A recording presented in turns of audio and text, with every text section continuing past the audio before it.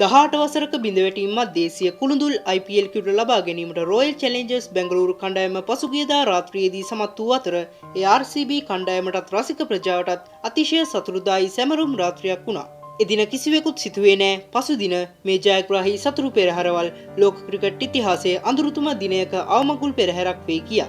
ජයග්‍රහණයෙන් පසුදා සිය මංගල IPL කිරුළ සමගින් කෝලි ප්‍රමුඛ RCB කණ්ඩායම බැංගලූරු නගර මැදයේ ජයග්‍රහණයෙන් උන්මාදයට පත් වී සිටි දහස් සංඛ්‍යාත රසික ප්‍රජාවගේ ජයഘോഷා මැදේ චීනස්වාමී ක්‍රීඩාංගණය වෙත ගමන් කරන්නට උනේ දැඩි තදබදයක් මැද්දේ. මෙසේ ජයග්‍රාහී RCB කණ්ඩායම මගුල් පෙර මැද්දේ ක්‍රීඩාංගණයට හරසර ඇතිව ඇතුළු වුවත් රසික පිරිස ක්‍රීඩාංගණයේ දොරටු තුලින් ඇතුළු වීමත් සමග ක්‍රීඩාංගණයෙන් පිටත නිර්මාණය වුණේ වෙනමම ඛේදනීය තත්ත්වයක්. එහිදී දහස් සංඛ්‍යාත ජනතාවක් ක්‍රීඩාංගණයේ දොරටු විවෘත කළ අවස්ථාවේදී එකවර ඇතුළු වීමට උත්සාහ කිරීමෙන් 47කට ආසන්න පිරිසක් බරපතල තුවාල ලැබුවේ අහිංසක ජීවිත 11ක් මරු තුරුලට රැගෙන යමින්. ක්‍රීඩාංගණයෙන් පිටත ඇති වූ මේ අවාසනාවන්ත සිදුවීම ගැන හාන් කවිසියක් නොදැන හෝ නොදන්නාසේ රඟපාමින් RCB කණ්ඩායම සිය කුළුඳුල් IPL කිරුළ ජය ගැනීමේ සතුට සමරන්නට උනේ සමස්ත ලෝකයම කම්පාවට පත් කරමින්.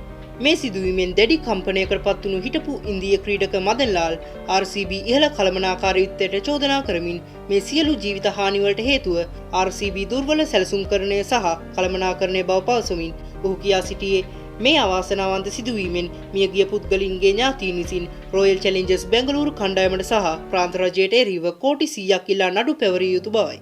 මෙසේ මිනිසුන් එළියේ මිය යන විට ඇතුළත සැමරුම් පැවැත්වීම ඉතා කම්පන සහගත සහ කලකිරවන සුළු තත්ත්වයක් ලෙස හෙලා දකිමින් ඔහු පවසා සිටියේ මේ සිදුවීම සහ විරාත් කෝලිව කිසි දිනක ලෝක ක්‍රිකට් ප්‍රජාවට අමතක නොවුණු ඇති බවයි. නමුත් එම චෝදනා ප්‍රතික්ෂේප කරමින් IPL සභාපති අරුන් දුමාල් සඳහන් කළේ මෙවැනි උත්සවයක් සැලසුම් කර ඇති බවට ඉන්දිය ක්‍රිකට් පාලක මණ්ඩලයට කිසිදු දැනුම් දීමක් නොලැබුණු බවත් ක්‍රීඩාංගණය තුළ සිටි අයට ක්‍රීඩාංගණයෙන් පිටත සිදු වූ මේ අවාසනාවන්ත සිදුවීම ගැන කිසිදු තොරතුරක් නොලැබුණු බව හා අනාගතයේදී මෙවැනි වැඩසටහනක් සැලසුම් කර ඇතනම් නිසි විධිවිධාන යෙදිය යුතු බවයි.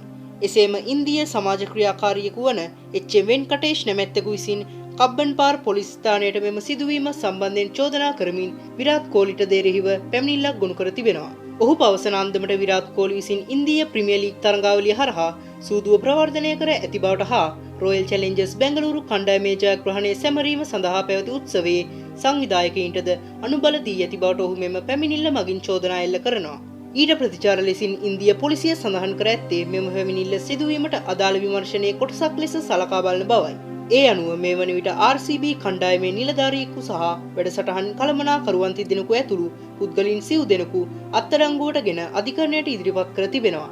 ඊට අමතරව මියගිය අයගේ පවුල්වලට රුපියල් ලක්ෂ 10ක් බැගින් වූ වන්දියක්ද ලබා දෙන බවට සිද්ධියෙන් අනතුරුව මාධ්‍ය අමතමින් කර්ණාටක මහ ඇමති සිද්ධරාමಯ್య මහතා පවසා සිටියා.